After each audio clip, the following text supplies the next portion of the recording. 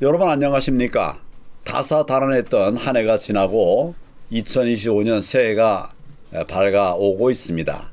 새해 복 많이 받으시길 바랍니다. 새해에는 우리 모두 가정, 또 경제, 또 환경, 이 모두가 한결 더 나아지기를 바라면서 오늘도 황인학 박사님과 함께 2025년 새해 경제 전망을 한번 짚어보도록 하겠습니다. 안녕하십니까? 예, 안녕하십니까? 요즘 어떻게 지내십니까? 예, 연말에 아주 바쁘게 지내고 있습니다. 나라가 지금 흔들흔들해서 걱정이 많으시죠? 예, 모두들 나라 걱정하네요. 제일 그 중에 또 어려운 게 사람들이 인식은 잘 못하지만 경제가 굉장히 나빠지고 있지 않습니까? 예, 예. 오늘 그 얘기를 좀 들었으면 좋겠습니다.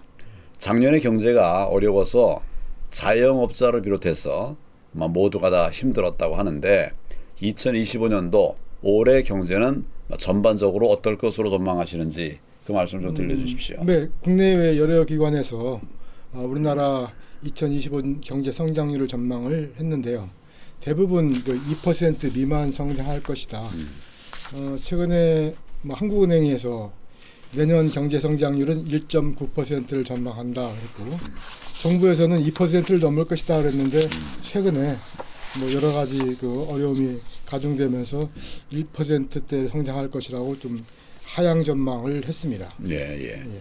올해 그 경제 성장률 2% 미만, 1.9%로 예상한다. 이렇게 한다던데 경제가 갈수록 더 어려워질 것으로 그렇게 예상한다는 그런 의미죠? 요게 좀 해석할 때 조심해야 돼. 성장률이 좀 떨어진다는 이야기지 마이너스는 아니기 때문에 까먹는다거나 어려워진 전년보다 어려워진다는 얘기는 아니고 성장률이 둔화되기 때문에 기대만큼의 소득이 증가한다든지 기대했던 것만큼의 일자리가 안 생긴다든지 그러면서 이제 어려움이 있는 거겠죠. 우리 이제 국민들이 요걸 좀 유념해야 될 것 같습니다. 예. 우리가 그렇다고 마이너스 성장하는 건 아닙니다. 예. 근데 남들은 예를 들어서 4% 5%로 성장해 가는데 우리는 2%도 안 되고 1.9%가 된다. 이렇게 되면 이제 그렇죠. 결국 거꾸로 가는 거나 예. 마찬가지 아니겠습니까? 예. 근데 맞습니다. 추가적으로 대표님 말씀처럼 우리가 그 정도 실력밖에 안 되느냐. 사실 우리가 최대한 가진 자원을 효율적으로 사용하면은 2% 이상 성장할 수 있는데 그 가진 자원을 다 활용 못 한다는 것. 잠재 성장률도 따라가지 못할 만큼의 실적을 이룰 것이다라는 것이 좀 불만이죠. 예, 가슴 아픈 얘기네요. 게다가 또 이게 전부가 아니라 좀 설상가상으로 몇 가지 더 어려움이 있을 수 있다. 두 가지 정도가. 예. 첫째는 1.9% 그것도 성장 가능할까? 내후 외환 리스크가 워낙 커가지고 이 전망했던 당시에 감안하지 못했던 그런 불확실성들이 이제 나중에 반영되면은 이마저도 달성 못한 것 아니야라는 불안 요소가 있겠죠. 예. 그 올해 성장률이 작년보다도 낮고 또 우리 경제가 가진 잠재력, 우리 이 정도 될 수 있다라고 하는 게 잠재력일 텐데 네. 그동안 우리는 그 이상을 이루었던 것 같아요. 네. 그런데 거기도 따라가지 못한다. 이렇게 된다고 하면 이건 정말 심각한 상황이 아닐 수 없겠죠. 네. 내후 외환 요소 때문에 하방 리스크가 있다고 그렇게 말씀하셨는데 구체적인 내용은 어떻게 이해하면 될까요? 국민 모든 분들이 다 이해하실 거면 내후는 우리가 좀 체험하고 있기 때문에 국내 정치 지형이 워낙 불확실성이 높아가지고 내수 민생 경제는 내수와 관계가 깊은데 기업들은 투자를 망설이게 되고 소비자들도 소비심리가 확 위축이 됐죠. 그게 실제적으로 통계적으로 잡힙니다. 며칠 전에 한국경영자총협회에서 경총이라고 그러죠. 경총에서 몇몇 기업들한테 내년도 경제 2025년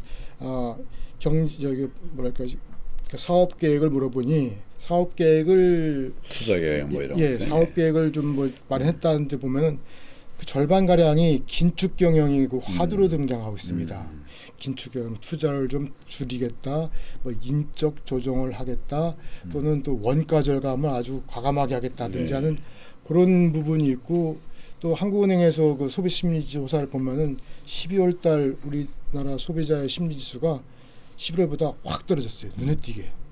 상당히 큰 폭으로 떨어졌습니다. 그만큼 내수의 두출을 이루는 투자와 소비가 크게 위축될 거라는 이제 걱정이 있는 거죠. 그게 이제 내부 요소이고요. 예. 외화는 이제 1월 20일 날 트럼프 2.0 시대가 열리는데 트럼프가 가장 좋아했던 단어가 관세라면서요. 예. 그래서 뭐 보편 관세를 10% 20% 이야기하고 그러다 보면 이제 보호무역주의가 전체로 확산되면 우리는 수출을 통해서 돈을 벌고 그 돈 가지고 이 에너지와 곡물을 수입을 하는데 이 부분이 상당히 어려워지기 때문에 그 수출 기업들도 역시 그 수출이 잘 안 되면 또 투자를 줄이려고 할 것이고 일단 국내에서는요. 이런 것들이 결과적으로 2025년도 1.9% 성장률 달성도 어려울 수도 있다. 하방 리스크를 작용할 수 있다라는 그런 뜻입니다. 예, 예. 정말 큰일이네요. 우리 경제의 올해 성장률은 1.95%보다도 더 낮아질 수 있다. 뭐 이런 것인데 그런데 세상에 이런 뭐 양면이 있지 않습니까? 하방 리스크가 있다면 또 상방 리스크도 가능하다 이렇게 생각하기도 할 수 있는데 그렇진 않나요? 혹시 지금 전망했던 것보다도 경제가 더 잘 풀릴 수 있는 그런 시나리오랄까? 뭐 이런 변수는 없습니까? 예, 좋은 지적이십니다. 하방 리스크가 있으면 뭐 상방 리스크도 충분히 이런저런 가능합니다. 예를 들면 뭐 대외 환경 측면에서 볼 때 중동에서 또 뭐 유럽 동유럽 쪽에서 일어난 두 개의 전쟁이 뭐 생각보다 빨리 종식이 된다든지 또 이 트럼프 2.0 시대에 트럼프가 그 보호무역 관세 전쟁을 벌였을 경우 장기적으로는 모든 나라가 피해를 입는다는 것을 이제 인식하고 생각보다 우리가 걱정했던 것보다 그 뭐 이런 보호무역 추세가 쉽지 않다든지 이런 경우는 좀 긍정적으로 그 경제 성장률이 1.9보다 더 늘어날 수도 있습니다만은 그러나 대부분 전문가들이 상당히 거기에 대해서는 회의적이에요. 예. 상방 리스크보다는 하방 리스크에 더 많은 가중치를 두고 있는 것 아니냐. 다시 말씀드리자면 2025년대 어닝 서프라이즈는 좀 기대하기 어렵고 어닝 쇼크는 가능하겠다라는 걱정들을 많이 하고 있습니다. 좋은 거는 좀 어렵고 힘든 거는 가능성이 많아지고 이러고 있네요. 예.